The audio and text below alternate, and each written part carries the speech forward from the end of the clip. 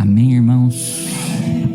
Mateus capítulo de número 5, versículo de número 38 ao 41. Vocês ouviram o que foi dito, olho por olho, dente por dente. Eu, porém, lhes digo, não resistam ao perverso. Se alguém lhe der um tapa na face direita, ofereça-lhe também a face esquerda. Se alguém quer processar você e tirar-lhe a túnica, deixe que leve também a capa. Se alguém obrigar você a andar 1 milha, vá com ele 2. Irmãos, quando eu olho para esse texto em específico, eu não consigo esquecer do apóstolo Paulo quando ele disse que ele combateu o bom combate. É isso que eu vejo quando eu olho para esse texto. É Jesus nos ensinando, nos instruindo num caminho cujo qual nós vamos combater o bom combate. Pegando o versículo 39, irmãos, ele vai dizer assim, eu, porém, lhes digo, não resistam ao perverso. Guarda algo, irmãos, o ser humano perverso, eu não devo resistir, mas o espírito que habita no ser humano perverso, esse eu tenho que resistir, porque Tiago disse, sujeitai-vos a Deus, resisti o diabo e ele fugirá o quê? De vós. Quando eu olho para essa palavra perverso, eu confesso que eu fiz um exame, eu falo, meu Deus, quantas condutas eu já tive na minha caminhada, na minha vida, de uma pessoa que foi o quê? Perversa. E aí a gente vai ver que teve momentos na nossa caminhada, momentos na nossa vida que nós nos comportamos como um quê?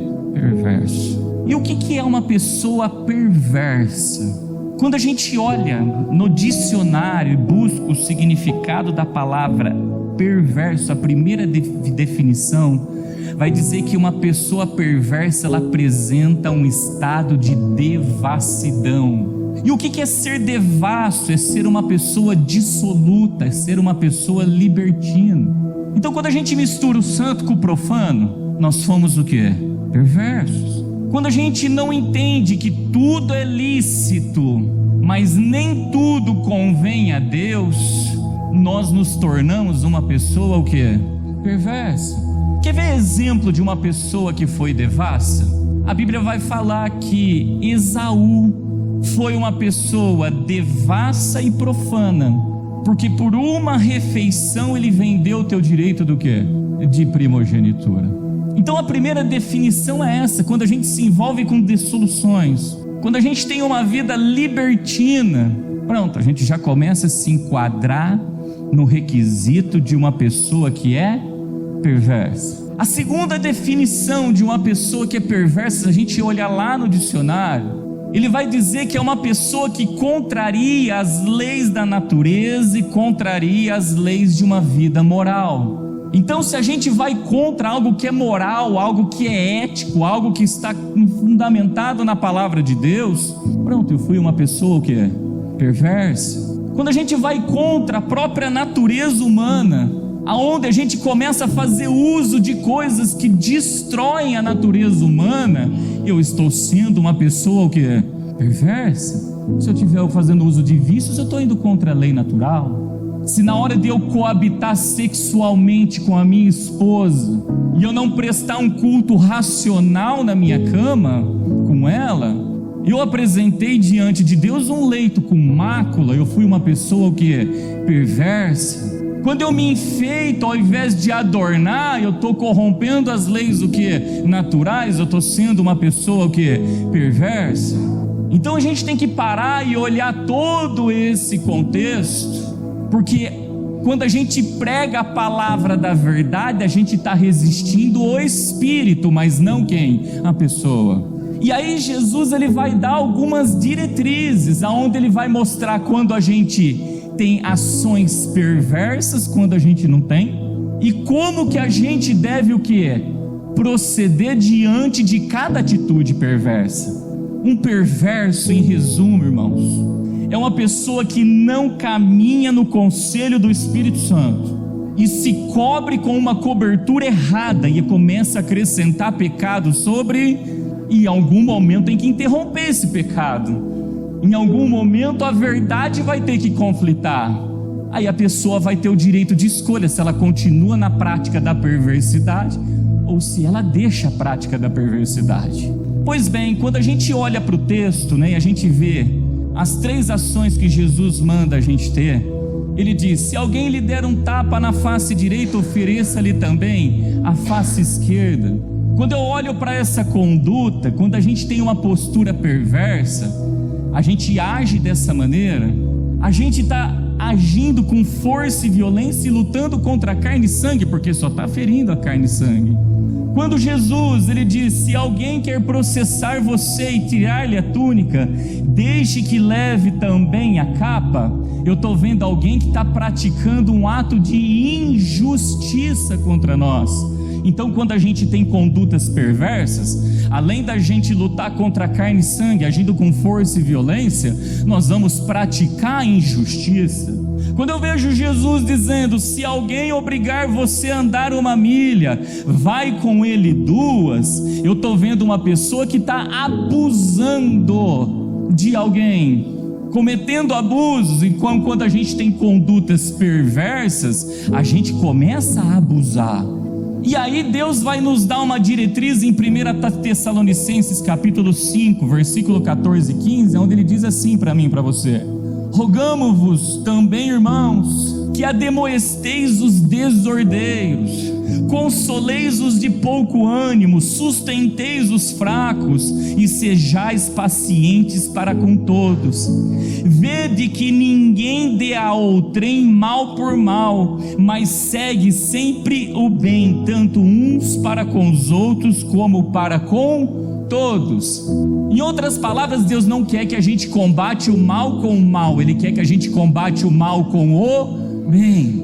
Logo quando ele vai lá na lei dele, ele começa dizendo: vocês ouviram o que foi dito, olho por olho, dente por dente. Logo, quando uma pessoa apresenta um olho, ele está apresentando uma visão. E quando ele apresenta uma visão errada, porque veio com uma visão errônea, eu tenho que apresentar qual é a visão certa, combater o mal com o bem. Quando ele diz o dente com dente, está falando da boca, está falando das palavras, está falando daquilo que está se alimentando. Se está se envolvendo, falando palavras que não deve falar, e se alimentando de palavras que não deve se alimentar, a gente tem que vir e orientar como é que se alimenta da palavra correta e fala da maneira como apraz a Deus. Isso a gente vai estar combatendo o mal com o bem. Pois bem, irmãos, eu quero entrar no detalhe dos versículos 39 parte B, 40 e 41. É aqui que eu quero mergulhar profundo. Tudo isso para dar uma breve introdução, para a gente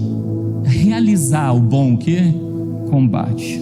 Então, qual que diz lá no versículo de número 39, a parte B? Ele vai dizer assim, então, se alguém lhe der um tapa na face direita, ofereça-lhe também a face esquerda. O que é dar um tapa na face direita? Todo mundo entende isso só na letra, e não entende o que isso quer dizer no mundo espiritual. Quando a gente entender isso, a gente vai ver que quando a gente entra nas redes sociais, nós estamos tomando um monte de tapa na face direita. A gente vai ver que em diversas comunicações a gente está tomando um monte de tapa na face direita. E se a gente não vigiar, a gente também está batendo na face direita. Irmãos, presta atenção, o movimento físico. Quando eu tomar um tapa na minha face direita, o meu rosto vai virar, o meu olhar para onde? Para a esquerda. É isso que é um tapa na face direita. É fazer a gente focar a nossa visão para a esquerda. E qual que é o problema dos nossos olhos se voltarem totalmente para a esquerda? Olha o que está escrito no Salmo de número 121, versículo 5.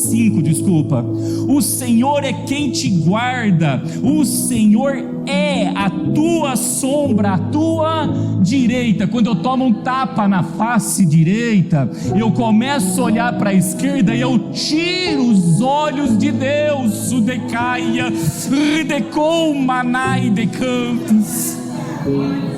Irmão, você acha que é vão o que está escrito no Salmo de número 91, versículo de número 7? Ele fala assim, olha lá: 1000 cairão ao teu lado, ele vai dizer, e 10.000 à tua direita, mas não chegará a ti. Por que 10.000 à minha direita e 1.000 no outro lado? Porque a minha sombra à direita está o Todo-Poderoso. Então o propósito do perverso é tirar os olhos do Filho e crer nele. Então eu vou trazer aqui exemplos. Quando eu tomo um tapa na face direita, os meus olhos voltam para a esquerda, porque é isso que o movimento leva o meu rosto a olhar para a esquerda. Eu vou começar a ter visão de bode e não vou ter visão de ovelha, porque à destra vai estar as ovelhas e à esquerda vai estar quem? Os bodes. O perverso vem para fazer isso. Quando eu tomo um tapa na face direita e olho para a esquerda, eu vou ter visões profanas, eu vou ter visões dissolutas, eu vou ter, irmãos, vai apagar a nossa luz, porque os olhos não vai estar mais no autor e no consumador da fé. A minha postura já não é mais de ovelha. Quando eu tomo um tapa na face direita e os meus olhos se voltam totalmente à esquerda, eu começo a ter comunhão com as trevas, eu começo a ter concórdia com Belial, eu começo a ter parte com o infiel, eu começo a ter consenso com os ídolos, eu começo a ter sociedade com a injustiça. Não necessariamente alguém vir, irmãos, e nos agredir. Tudo aquilo que faz a gente pôr os olhos naquilo que está à esquerda é uma atitude de uma pessoa o quê? Perversa. Só que o que Jesus dá de diretriz? Quando alguém lhe der um tapa na face direita, o que ele fala? Oferece também a face o quê?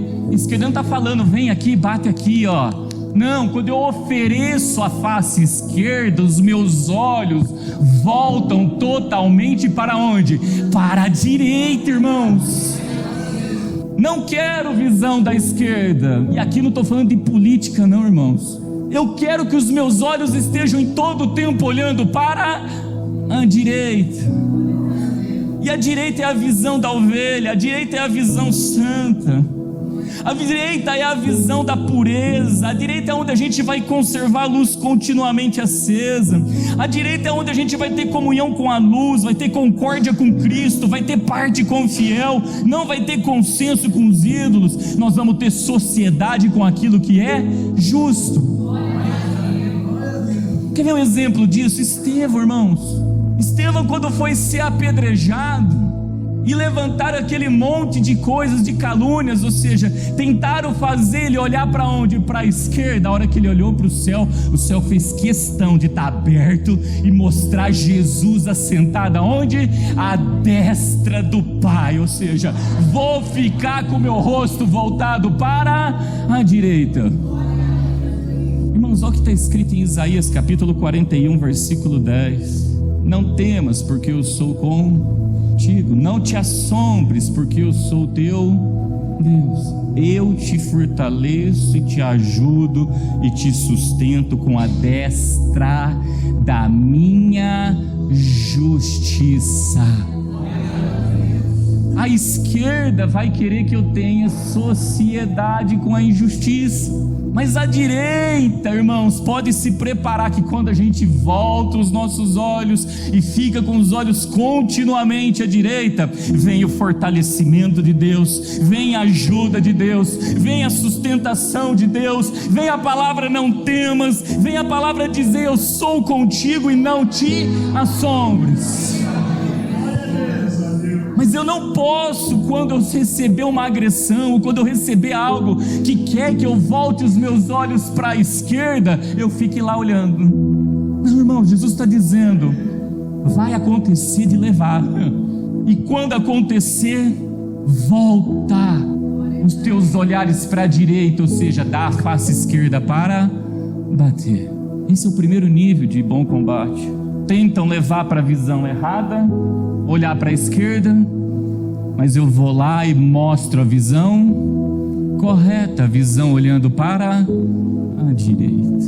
O versículo de número 40, olha lá o que diz, de Mateus capítulo 5. Se alguém quer processar você e tirar-lhe a túnica. Aí está lá, vírgula. Deixe que leve também a capa. Irmãos, o que significa essa palavra processar? Juridicamente significa mover uma ação contra. Biblicamente falando, significa entrar em juízo contra. Porque quando eu processo, eu pego um advogado e vou diante do quê? Do juiz. E na hora de processar, sempre vai usar o quê? As leis.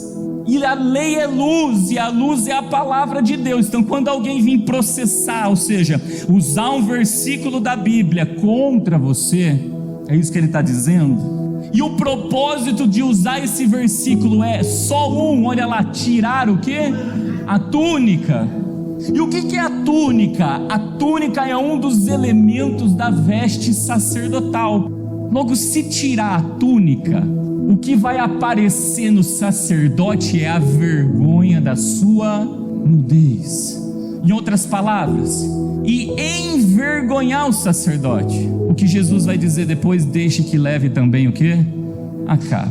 Irmãos, tem algum problema, volta no versículo lá, irmãs, de alguém processar e querer tirar a túnica? Tem problema nenhum com isso. Isaías deixou essa diretriz.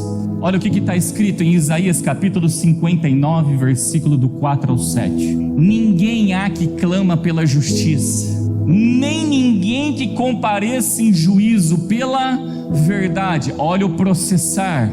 Aí ele coloca lá, ponto e vírgula. Não tem ninguém que processa, mas aqui em favor do reino. Mas o perverso muitas vezes ele processa contra o reino. Aí ele vai pôr lá um ponto e vírgula, olha lá, confiam na vaidade e falam mentiras. Olha onde confia. Por isso que a gente bate tanto contra o que é a vaidade. E falam mentiras. Olha o que tem no coração. Olha lá, concebem o mal e dão à luz a iniquidade. Aí ele diz, chocam ovos de basílisco. O que é basílisco? São víboras, são cobras, e tecem teias de aranha. Teia de aranha é para prender num jugo que é desigual. O que comer dos ovos dele morrerá, e o quebrando sairá uma víbora. Ou seja, se alimentar daquilo que sai do interior de uma alma que entregou a tua alma à vaidade e fala mentira, guarda algo, vai morrer. E se apertar esse tipo de gente, pode ter certeza de uma coisa: a hora que apertar a casca, porque um ovo tem uma casca, apertou a carne, vai aparecer e vai revelar o que está o que dentro. Aí ele continua dizendo: as suas teias não prestam para vestes, nem se poderão cobrir as suas obras. Olha a túnica. Aí ele continua: as suas obras são obras de iniquidade, obra de violência há nas suas mãos. Quando é que tem obra de violência nas mãos, irmãos? O diabo, porque fez comércio, por multiplicar o comércio, encheu o teu interior do que? De violência. O evangelho vira um negócio. Aí ele continua: os seus pés correm para o mal, uma das 6 coisas que Deus odeia, e se apressam para derramarem sangue inocente. Já não dá mais crédito aos profetas. E os seus pensamentos são pensamentos de iniquidade, destruição e choro ou quebrantamento há nas suas estradas. Com esse quebrantamento são lágrimas de crocodilo, não são lágrimas sinceras. Então guarda algo, não tem nenhum problema em processar. Deus mandou processar, está aqui, ó. Entra em juízo pela verdade. Só que quem está entrando em juízo pela verdade nessa parábola aqui, não é quem está vivendo a verdade, é quem está na prática da perversidade. Aí ele falou: quando fizerem isso, Jesus disse assim: deixe que leve também o que? A capa. Irmão, só tem um propósito por detrás de tudo isso: revelar que capa tem na nossa vida. Quando entrar em juízo contra nós, para tentar tirar a túnica, para dizer: ó, tu não é um sacerdote de Deus, e Jesus nos constituiu reis e sacerdotes, só tem um propósito por detrás de tudo isso: revelar que capa tem por detrás de todo esse o que? Processo. E quando eu olho para as capas, irmãos, na Bíblia, eu marquei aqui 4, talvez tenham mais. E aí os irmãos vão entender um pouquinho de tudo isso. A primeira capa que eu quero deixar para os irmãos é uma capa babilônica. E o que é uma capa babilônica? Olha lá onde está escrito isso. Josué capítulo 7, versículo de número 20 e 21 diz assim, ó: e respondeu Acã a Josué e disse: verdadeiramente pequei contra o Senhor Deus de Israel, e fiz assim e assim, quando vi entre os despojos uma boa capa babilônica, e 200 ciclos de prata, e uma cunha de ouro, do peso de 50 ciclos, cobicei-os e tomei-os, e eis que então escondi na terra, no meio da minha tenda, e a prata por debaixo dela.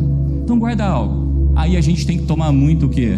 Cuidado. Irmãos, quando alguém vem em juízo contra o nosso exercício sacerdotal, quem tiver envolvido com uma capa babilônica vai passar o quê? Vai passar vergonha.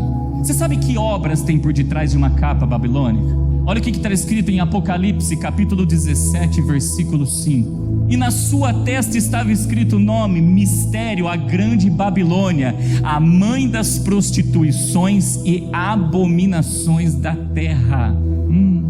Então quando Deus manda entrar em juízo pela verdade, vai revelar a capa. E se a capa que a gente tem é uma capa babilônica, guarda algo, irmãos, a gente está envolvido com prostituições. E observa que ele fala de mãe. Mãe é quem traz o leite racional, ou seja, está envolvido com um leite que é o que? Irracional, e com as abominações no lugar o que? Santo. Se tiver uma capa o que? Babilônica. Olha o que está escrito em Apocalipse capítulo 18 versículo 2: e clamou fortemente com grande voz dizendo: caiu a grande Babilônia, e se tornou morada de demônios, e covil de todo espírito imundo, e todo esconderijo de toda ave imunda, e o que? E odiável. Olha o que tem por detrás de uma capa babilônica, irmãos. Tem um covil de todo espírito imundo, ou seja, um covil do que? De ladrão. Tem o que ali? Uma morada do que? De demônios, ou seja, às vezes a pessoa está cheia do Espírito Santo, o que ela tem na tua vida são o que? Demônios. Olha lá, e todo esconderijo de ave imunda e odiável, ou seja, essa pessoa não está no esconderijo do Altíssimo. Então quando Deus manda a gente entrar em juízo pela verdade, o que vai revelar é o que? A capa. Mas também existe a capa de Elias. Olha o que está escrito, meus irmãos, em 2 Reis capítulo 2 versículo 11 ao 13: e sucedeu que, indo eles andando e falando, eis que um carro de fogo com cavalos de fogo os separou um do outro, e Elias subiu ao céu no redemoinho. O que vendo Eliseu clamou: meu pai, carros de Israel e seus cavaleiros, e nunca mais o viu, e pegando as suas vestes rasgou-a em 2 partes. Também levantou a capa de Elias que dele caíra, e voltando-se para a margem do Jordão. Olha o que está escrito, guarda essa parte aqui, ó. Quando ele recebeu a capa, ele rasgou as suas o que? Vestes. Irmãos, quem se envolve com a capa de Elias, guarda algo, é alguém que está combatendo contra os falsos profetas. Quem se envolve com a capa de Elias está combatendo contra um povo que coxinha em 2 pensamentos. Quem se envolve com a capa de Elias, irmãos, edificou um altar segundo a palavra de Deus. Quem se envolve com a capa de Elias vai alcançar o seu arrebatamento, porque Elias foi o que? Ele foi arrebatado. Então quando entram em juízo, vem processar para tirar a túnica. Se a gente tiver com uma capa de Elias, a gente vai ser justificado por Deus.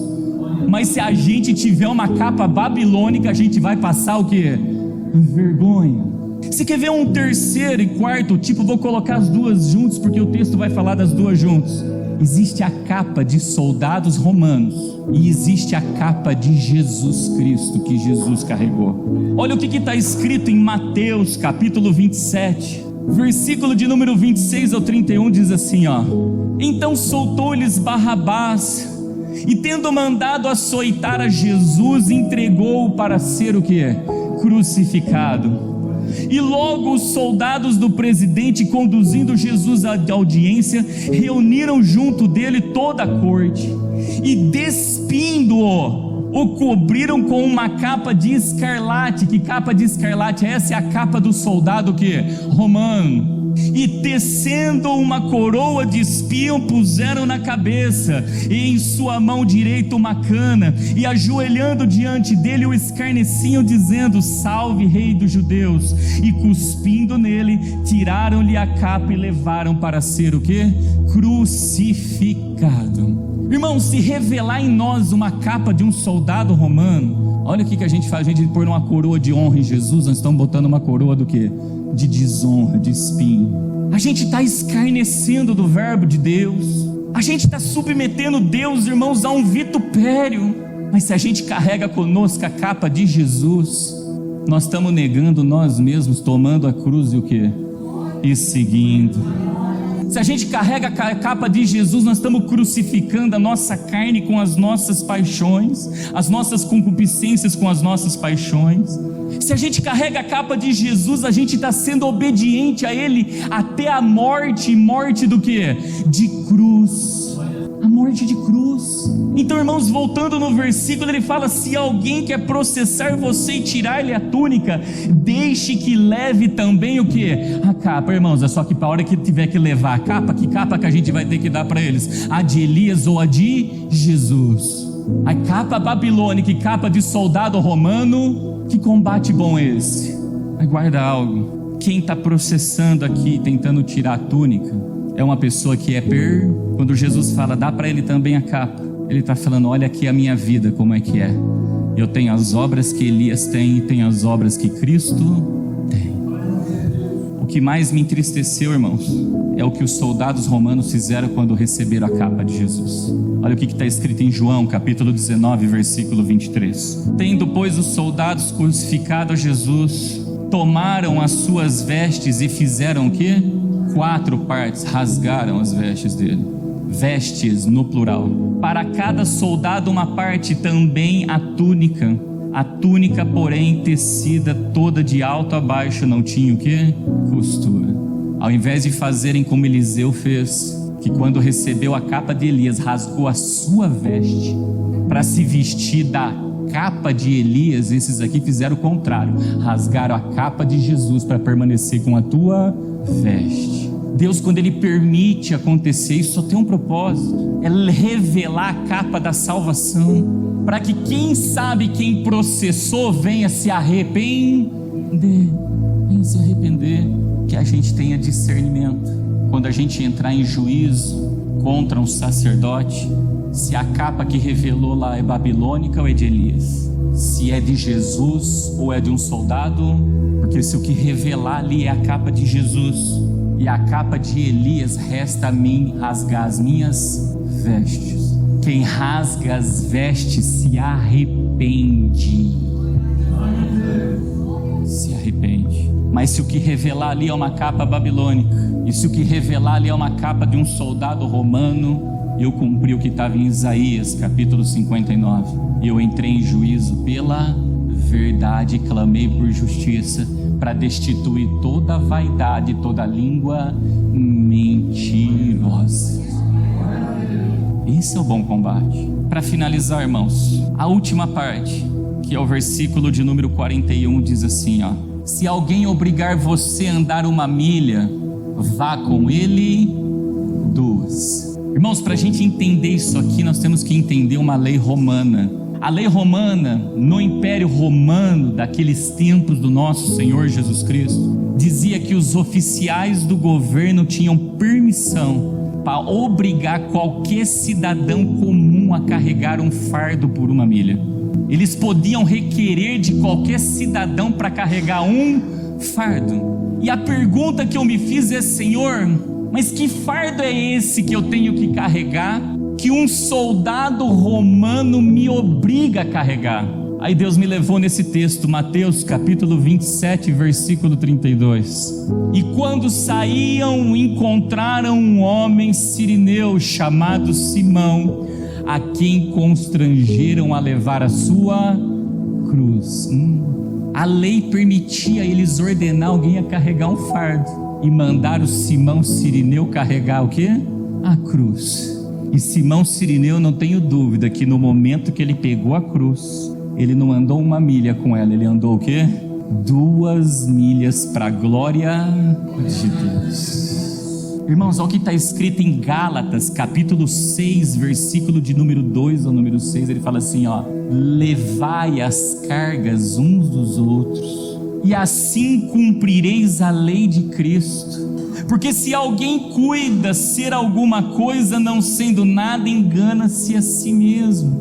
Mas prove cada um a sua própria obra, e terá glória só em si mesmo e não outro. Porque cada qual levará a sua própria carga, e o que é instruído na palavra reparta de todos os seus bens com aqueles que o instruem. Eu tenho uma cruz para carregar, e tenho que ajudar o meu irmão também a carregar a sua.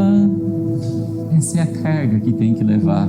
Simão Cirineu, ele fez isso, e ele tinha 2 filhos. Olha o que está escrito em Marcos capítulo 15, versículo 21. E constrangeram certo Simão Cirineu, pai de Alexandre e de Rufo, que por ali passava, vindo do campo que levasse a cruz. E olha o que vai falar de Rufo em Romanos capítulo 16, versículo 13.